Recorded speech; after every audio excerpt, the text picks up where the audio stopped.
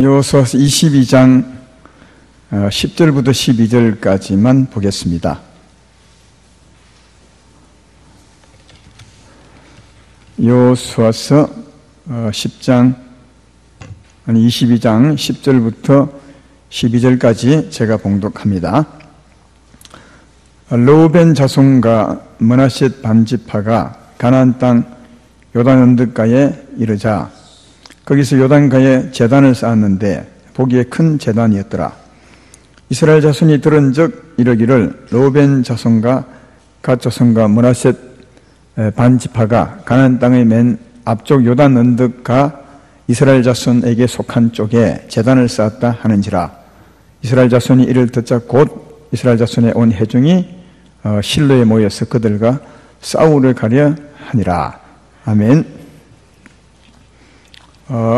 오늘 말씀의 제목은 보이고 들리는 대로 판단하지 말라, 이런 제목으로 하나님의 사람이라면 어떻게 살아야 될 것인가 하는 그 삶의 한 부분에 대해서 말씀을 하겠습니다.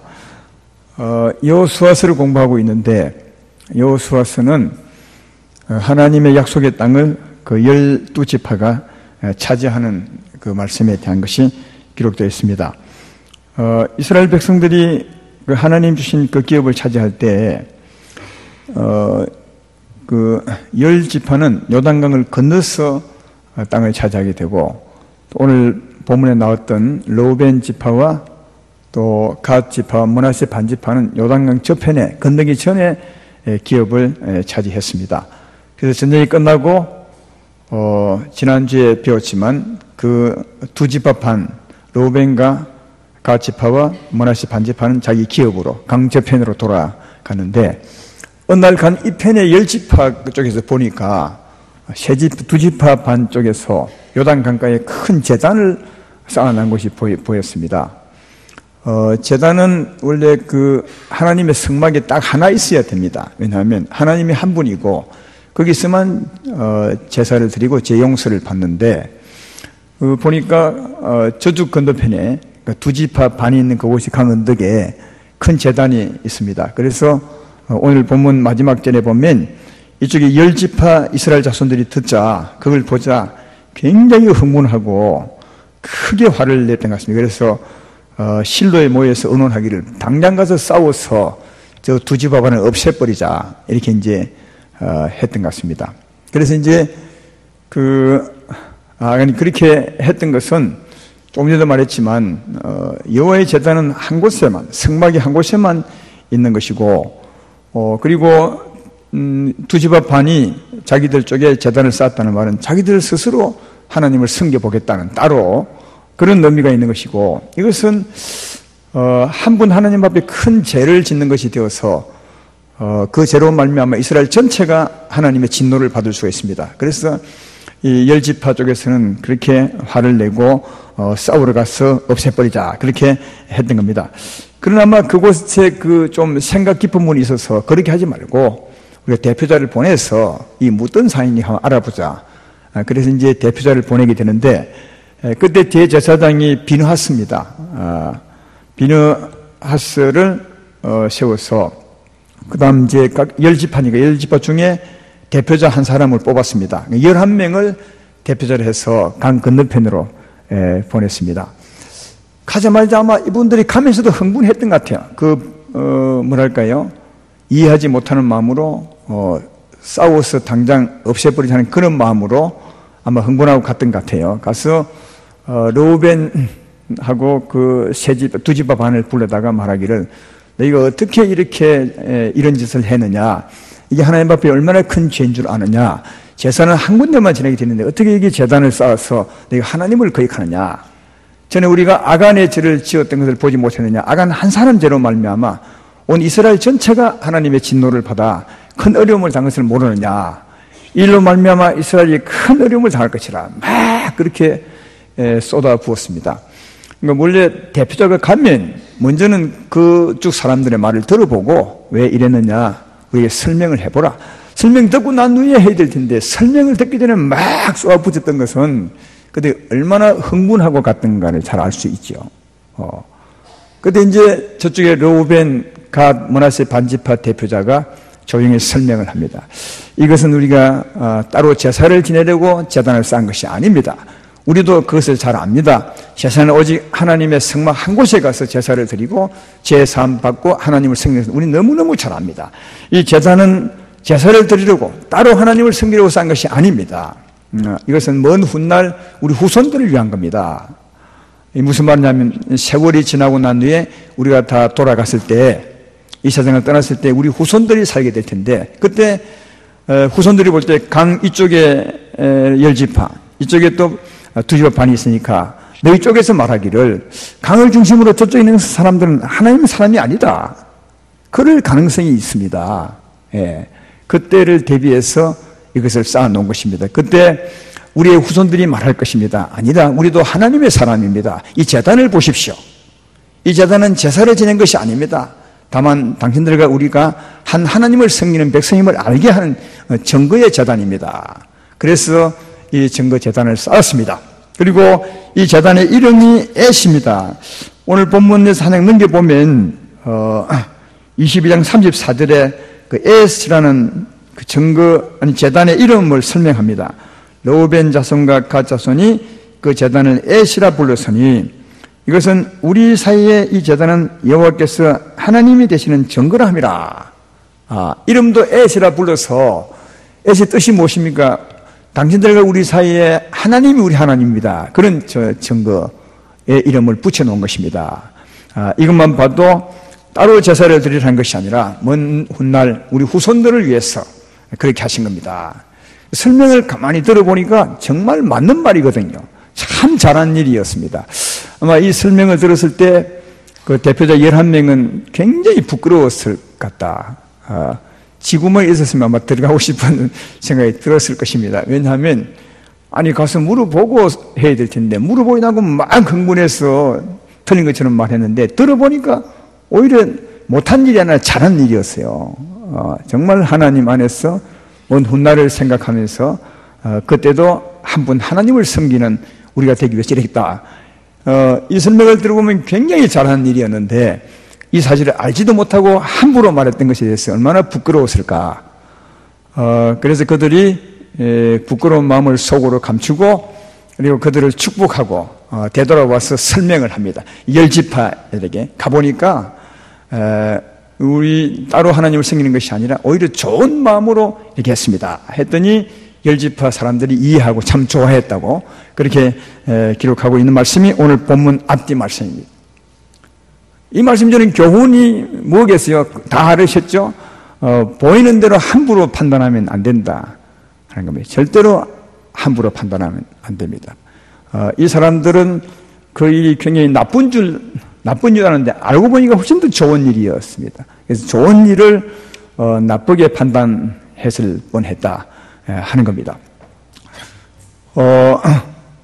우리 요업에 대해서 잘 아시죠? 요업의 그 처음 기록을 보면 요업이 굉장히 어려움을 겪습니다. 그것도 하루 사이에 하루아침에 그런 말이 있죠. 하루아침에 진짜 어려움을 당하는데 욥의 어려움은 욥기를 읽어보면 알겠지만 하루아침에 모든 재산을 다 잃습니다. 욥이 굉장히 부자였는데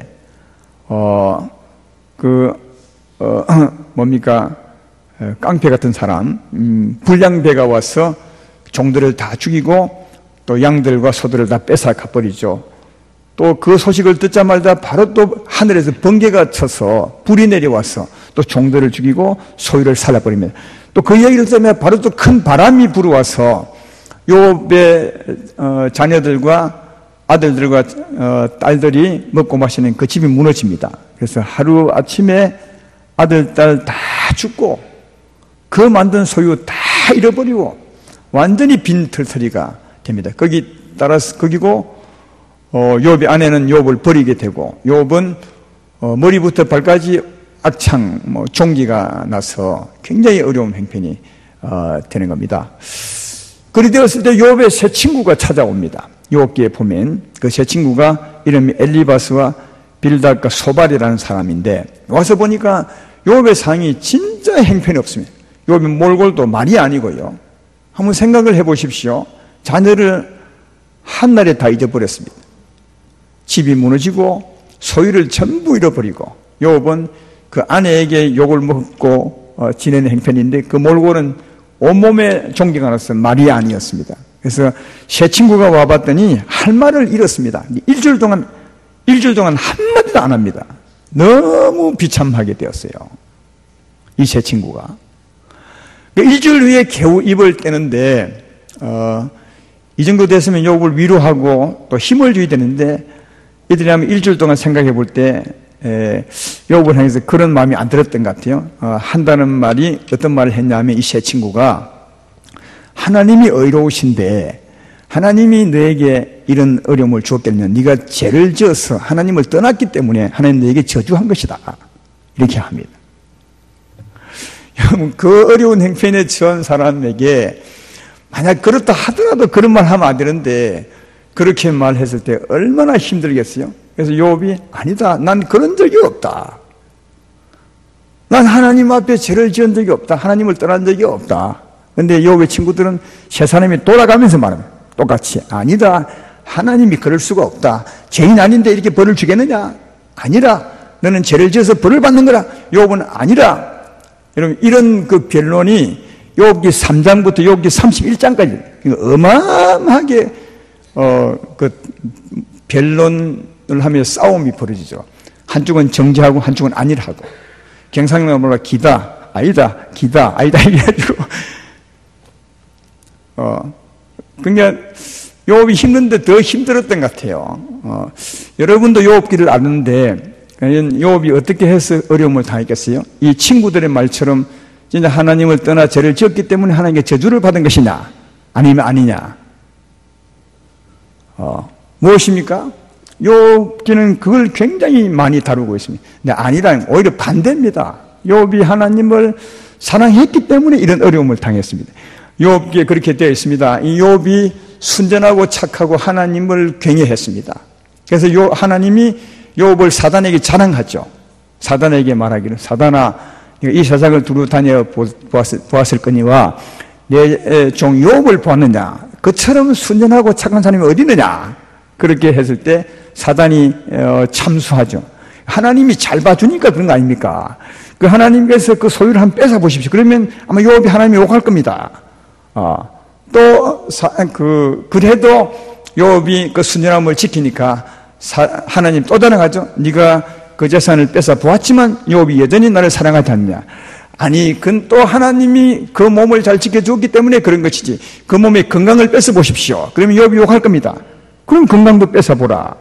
여러분, 이래서 하나님이 사단에게 욥 자랑하다가 욥이 그렇게 어려움을 당한 것입니다.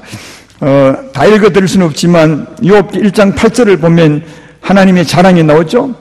여호와께서 사탄에게 이르시되 내가 내 종 욥을 주의하여 보았느냐, 그와 같이 온전하고 정직하며 하나님을 경외하며 악에서 떠난 자는 세상에 없느니라. 사단에게 자랑하는 겁니다. 그때 욥기 1장 9절로 10절에 사탄이 여호와께 대답해 이르시되 욥이 어찌 까닭 없이 하나님을 경외하리까? 주께서 그와 그의 집과 그의 모든 소유물을 울타리로 두르심 때문이 아니니까. 주께서 그의 손으로 하는 바를 복되게 하사 그의 소유물이 땅에 넘치게 하셨음이니이다. 그래서 욥이 하나님을 사랑하는 것이지, 이 소유를 뺏어보면 욥이 하나님을 욕할 겁니다. 이렇게 이제 해서 그러면 한번 해보라, 이렇게 된 겁니다. 물론 이제 욥이 하나님을 자랑해서 욥이 어려움을 당하는데, 잘 하다가 오히려 더 어려움을 당한 꼴이니까. 그러나 하나님은 그것만 목적이 아닙니다, 사실은요. 더 이제 세우려고 한 것인데, 다만 욥의 친구들처럼 욥이 한 것은 아니라는 거예요. 오히려 욥이 순전하게 하나님을 경외했기 때문에 하나님이 자랑함으로 어려움을 겪게 된 것이다, 그것입니다. 근데 욥의 친구들은 그걸 몰랐죠. 이런 사실을 알 수 있는 것은 욥기 42장 7절에 가보면, 여기 마지막 부분에 가보면 하나님 말씀을 통해서 욥의 친구들이 잘못된 것을 알 수 있습니다. 그리고 이렇게 기록합니다. 여호와께서 욥에게 이 말씀을 하신 후에 여호와께서 대만 사람 엘리바스에게 이르시되 내가 너와 내 두 친구에게 노하나니 이는 너희가 나를 가리켜 말한 것이 내 종 욥의 말같이 옳지 못함이라. 너희가 틀렸다는 겁니다. 욥이 오히려 맞고 너희가 한 말이 틀렸다. 이들이 한 말이 뭡니까? 욥은 하나님을 떠나 죄를 지었기 때문에 하나님께 저주를 받는 게 틀렸다는 겁니다. 하나님께서. 그래서 그들에게 하나님이 이렇게 말합니다. 욥기 42장 8절에 그런즉 너희는 수소 7과 수양 7을 가지고 내 종 욥에게 가서 너희를 위하여 번제를 드리라. 내 종 욥이 너희를 위하여 기도할 것인즉 내가 그를 기쁘게 받으리니 너희가 우매한 만큼 너희에게 갚지 아니하리라. 이는 너희가 나를 가리켜 말한 것이 내 종 욥의 말같이 옳지 못함이라. 여러분, 이 욥의 친구들이 그냥 보는 대로 자기 생각대로 말을 했습니다. 정죄했죠. 틀린 말을 했습니다. 이게 하나님 보시기에는 죄라는 겁니다. 이 죄라는 거죠. 그래서 네가 욥에 가서 이 죄를 회개하라. 하나님 앞에 제사 드리고 용서를 받고 욥에게도 용서를 구하라. 욥이 너희를 용서하고 내게 기도하게 되면 내가 너희를 죄 없다 할 것이라. 그렇게 합니다. 그래서 욥기 42장 9절에 보면 이에 대만 사람 엘리바스와 수아 사람 빌닷과 나아마 사람 소발이 가서 여호와께서 자기들에게 명령하신 대로 행하니 여호와께서 욥을 기쁘게 받으셨더라. 욥은 용서해 주셨어요. 그리고 기도해 주셨습니다. 그때 하나님이 욥의 기도를 받으시고 그 친구를 용서하시고 그 저주에서 풀어주는 것을 발견해 볼 수가 있습니다. 여러분, 이 욥기의 이 말씀도 가운데서 우리에게 말씀하는 바는 절대로 내 생각대로 함부로 말하면 안 된다. 거기 틀리면 하나님 앞에 죄가 될 수 있다고 그렇게 말합니다. 그 죄는 친구에게 했다면 꼭 친구에게 용서를 구하고 그 친구가 용서했을 때 하나님도 용서해서 저주에서 풀어지게 된다. 이렇게 말합니다. 우리는 이런 말씀을 많이 듣지 못해서 그런지 몰라도 이렇게 함부로 판단할 때가 정말 많죠. 사람들 참 많고 예수 믿는 우리들도 참 많을 때가 많습니다. 그 사람을 딱 볼 때 저 사람은 뭔가 하나님 앞에 잘못한 것 같아. 그래서 어려움을 겪는 거야. 혼자 말하면 괜찮아요. 그러나 진짜 가서 그 사람이 들리게 말했는데 그 말이 틀리다면 그 사람에게 굉장히 큰 상처가 되고 또 하나님 앞에 죄가 되어서 그 죄를 풀지 아니하면 하나님도 풀지 않습니다. 그래서 하나님이 이 세 친구에게 꼭 가서 풀고 하나님의 진노가 없도록 하라. 이렇게 말하신 것을 발견해 볼 수가 있습니다. 혹시 이런 일이 없습니까? 여러분들의 삶이 기도해도 안 풀리고 기도해도 은혜도 안 받고 말씀을 들어도 은혜가 안 되고 이런 분 혹시 없습니까? 혹시 이런 데 맺혀 있는 것은 아닙니까? 저는 잘 모르지만 근데 우리는 이런 부분을 죄 아니라고 할 때가 참 많습니다. 내가 그냥 뭐 한 말인데 이게 무슨 죄가 되냐? 아닙니다. 죄가 됩니다. 혼자 할 때는 그냥 혼자 하나님께만 회개하면 되겠지만 내 말이 이웃에게 들리고 이웃에게 잘못된 말을 하고 이웃이 상처를 받았으면 꼭 이웃과 해결해야 됩니다. 그래야 하나님도 하늘에서 풀어준다는 사실을 잘 발견해 볼 수 있습니다. 그래서 하나님은 우리를 저주하고 진노하는 분이 아니라 복을 주기 원하시니까 이 세 친구를 찾아가서 너희가 욥에게 가서 하나님 앞에 제사를 드리고 욥과 화목하라. 그러면 내가 너희를 용서하리라. 이렇게까지 말씀하면서 그들이 죄에서 벗어나기를 바라고 있음을 보셨습니다. 우리가 이런 말씀 가운데서 꼭 마음에 새겨야 됩니다. 함부로 절대로 판단하지 마십시오. 우리 생각대로. 왜냐하면 보통은 다 틀립니다. 왜냐하면 모르니까요. 함부로 판단하지 마시고 혹시 이런 잘못을 했다 해도 빨리 풀고 거기서 자유해야 하나님의 은혜를 받고 산다는 사실을 잘 발견해 볼 수가 있습니다. 어느 교수가 철학 교수가 학생들을 불러모고 선과 악에 대해서 강의를 했습니다. 그러면서 어떤 예를 들어서 교육을 했는데 어떤 예냐 하면 어떤 부부가 있었습니다. 나이 많은 60대 후반의 부부가 있었는데 우리 같은 부부 같아야 아마 있었는데 두 사람이 오랜만에 유람선 여행을 갔습니다. 좋은 유람선 여행을 갔는데 이 유람선이 큰 바람을 만나서 암초에 부딪혀 침몰하게 되었습니다. 유람선이요. 근데 이제 유람선에 침몰하면 구명정을 타고 나와야 살 수 있습니다. 근데 구명정이 숫자가 많지 않은 겁니다. 근데 그 구명정에는 주로 노인이나 어린아이를 먼저 태우죠. 근데 그 구명정에 딱 한 사람 더 탈 사람이 있는 겁니다. 근데 이제 이 남자가 같이 여행 갔던 이 남자가 자기 아내를 침몰하는 배에 버려두고 혼자 가서 거기에 딱 탔어요. 그때 이제 아내가 손을 하면서 그 남편 향해서 외쳤습니다. 뭐라고 외쳤을 것 같아요? 그 교수가 학생들에게 그렇게 물었다면 뭐라고 외쳤을 것 같냐? 그 아내가 자기 버려두고 구명에 탄 그 남편을 향해서 뭐라고 했나? 그러니까 막 학생들이 흥분해가지고 야, 이 제주받을 놈아 아니면 내가 눈이 삐었지 너 같은 사람하고 같이 산 게 내가 부끄러워. 응? 어디 잘 사는가 보자.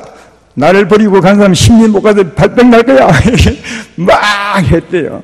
근데 그 중에 어느 여학생 한 나이는 고개를 푹 숙이고 말을 하지 않더라는 거예요. 그래서 교수가 참 이상해서 그 여학생이 찾아가서 너는 뭐라고 했을 것 같냐 하니까 한참 망설이다가 하는 말이 그 아내가 남편에게서 이렇게 말했을 것 같습니다. 우리 아이들을 잘 부탁하오. 이렇게 말할 것 같다. 근데 교수가 깜짝 놀랐어요. 왜냐하면 그게 정답이거든. 그러니까 너는 이 얘기를 아느냐? 모릅니다. 근데 어떻게 이 정답을 말할 수 있느냐 했더니 얼마 전에 자기 어머니가 돌아가셨는데 병원에서 그 엄마가 돌아가실 때 자기 아빠에게 하는 말이 그 말 하더라고요. 우리 아이들을 잘 부탁하오. 그래서 이제 그 이제 남편이 아내의 말 듣고 이제 와서 자기 아이들을 잘 보살폈죠. 그리고 이제 남편도 어느 날 이 세상을 떠났습니다. 근데 그 아이들이 그 아버지의 보살림 받다가 잘 자라다가 아버지가 죽음에 그 아버지 유품을 정리하다가 일기장을 하나 발견했습니다. 일기장 속에 유람선 여행 갔던 게 기록되어 있는 겁니다. 그 여행 갈 때 왜 가느냐 하면 자기 어머니가 죽을 병에 걸렸습니다. 그래서 얼마 살지 못하는데 마지막으로 여행을 간 것입니다. 유람선에 타고 가는데 그 유람선이 타고 가는데 이제 그 침몰된 겁니다. 그때 자기 아내가 자기 남편에게 말했습니다. 여보, 나는 이미 죽을 사람이고 마지막 여행 아니냐. 당신이 꼭 살아가서 우리 아이들을 잘 살려. 잘 보살피라. 여보, 우리 아이들을 부탁하오. 그렇게 했다는 겁니다. 요즘 이 얘기를 딱 들으니까 아까 흥분했던 그 학생들 말이야. 그 사람들이 할 말이 없는 거죠. 너무너무 창피하고 부끄럽고. 여러분, 그렇습니다. 모든 얘기는 스토리가 있습니다. 절대로 함부로 하면 안 됩니다. 만약 그 학생들이 말한 것처럼 그렇게 만약 남편이 갔다고 그렇게 소문이 나면 어떻게 되겠어요? 그 남편은 아마 아이들에게도 버림받게 될 것입니다. 이런 남편, 엄마를 버리고 도망친 그 아빠를 누가 좋아하겠습니까? 그리고 그런 사람이 세상에 산다면 세상에 매장되는 겁니다. 근데 알고 보면 진짜 아름다운 소설. 근데 그 일기장에 보면 그 남편도 아내를 떠나지 않으려고 애를 씁니다. 그러나 아내의 간곡한 그 말과 등 떠밀름에 의해서 구명정을 탔다는 거예요. 그러니까 굉장히 아름다운 얘기가 있는데 그것이 함부로 말해서 잘못 얘기가 전달된다면 어떻게 되겠습니까? 그리고 그로 말미암아 잘못된 삶, 그 죄는 누가 담당해야 되는 거예요? 그래서 굉장히 아름다고 좋은 일을 함부로 판단함으로 말미암아 인생을 망칠 수도 있는 거다. 그게 큰 죄가 아니고 무슨 무엇이겠습니까? 그래서 무슨 일이든 조금 전에 말했던 것처럼 진짜 아름다운 스토리가 있습니다. 그건 우리가 말할 것이 아니라 그 사람들만 아는 겁니다. 그래서 예수 믿는 사람이라면 좀 이게 무게 있게 함부로 말하지 않는 사람이 되어야 이게 맞지 않나 그렇게 생각합니다. 얼마 전에 남북 정상회담을 했습니다. 남북 정상회담 하기 전에 김정은이가 정상회담에 와서 그런 말들 하기 전에 평양냉면 말을 하기 전에 그때 김정은에 대한 우리나라 남한 사람들의 신뢰도가 얼마냐? 14%였습니다. 14%만 그래도 믿어줘야 되지 않냐? 그래도 믿는다가 아니라 믿어줘야 되지 않냐? 이랬습니다. 근데 김정은이 말 한 번 듣고 평양냉면 얘기 한번 딱 듣고 난 후에 했더니 77%가 믿는답니다. 이게 될 말입니까? 이게 맞는 말이냐고요. 한 번 얼굴 보고 한마디 했는데 14%가 믿는 사람이 77%가 믿는다고 합니다. 이건 그 사람이 믿을만한 사람이기 때문이 아니라 우리 사람들이 얼마나 함부로 생각하는가를 말해주고 있는 거예요. 얼마나 우리 사람들이 함부로 말하는 거, 함부로 판단하고 사는 인생인지를 말해주고 있는 겁니다. 그렇잖아요? 하나님은 어떻게 생각했냐? 하나님의 사람들은 어떻게 생각했냐? 한번 생각해 보셨습니까? 김정은이가 그래 하는 것은 하나님은 어떻게 생각하겠어요? 우리가 하나님 아닌 이상 어떻게 할 수 있겠습니까? 라고 말할지 모르겠지만 우리는 하나님 사람으로서 충분히 판단할 수 있습니다. 어떤 판단이냐 하면 이런 거죠. 성경에 의하면 뭔가 잘못했을 경우에 그 사람을 믿을 때는 반드시 그 잘못에 대한 분명한 회개가 있어야 믿을 수 있는 겁니다. 하나님은 그렇습니다. 여러분, 우리가 언제 하나님과 화목하게 되었습니까? 우리의 잘못을 진심으로 회개하고 이 죄를 담당한 예수를 믿을 때 하나님과 우리가 화목하게 된 것입니다. 제 말 이해되면 아멘 합시다. 그러면 김정은이가 와서 그날 자기가 잘못한 우리 민족에게 준 상처 같은 것을 한마디라도 했습니까? 천안함 복짐 진짜 미안합니다. 한마디 했습니까? 그 다음 지난번에 발목 치레 맞죠? 목함 치레 한마디라고 했습니까? 연평도 포격 한마디라고 했습니까?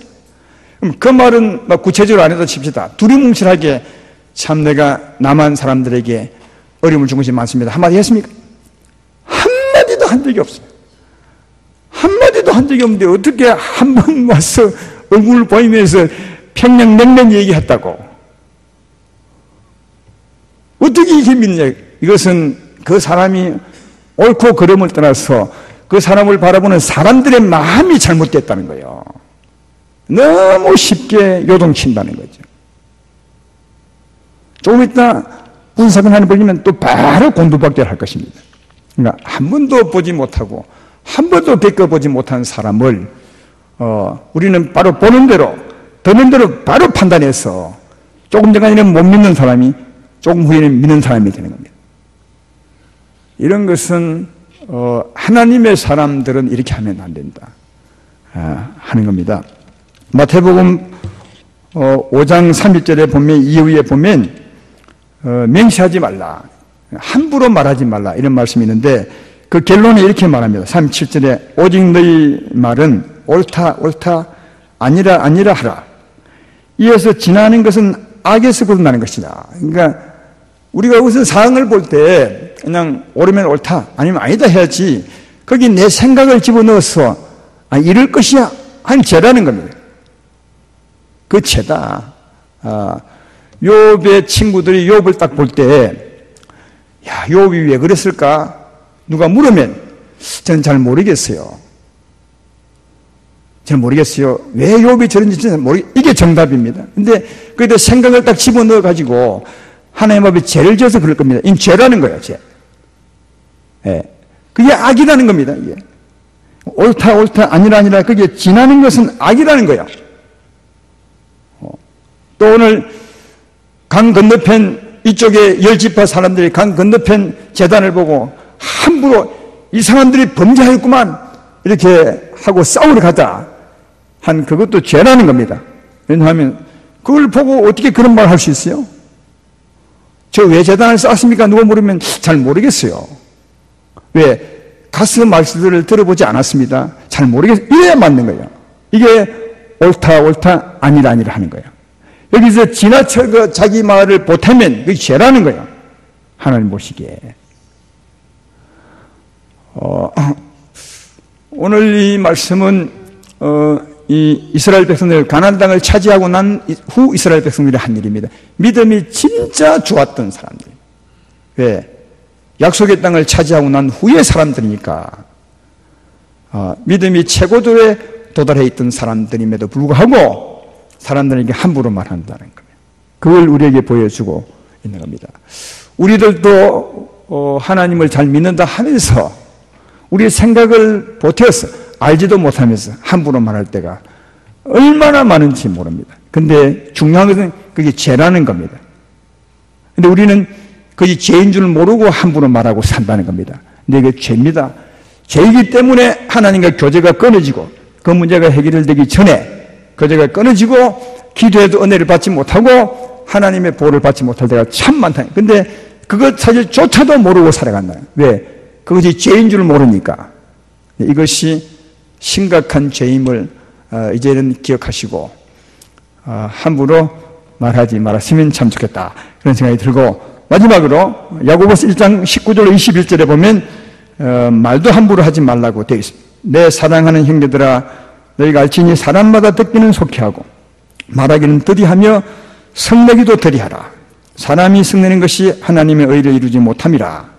그러므로 모든 더러운 것과 넘치는 악을 내어버리고 너희 영혼을 너희 구원할 바 마음에 심어진 말씀을 온유함으로 받으라. 그렇게 말합니다.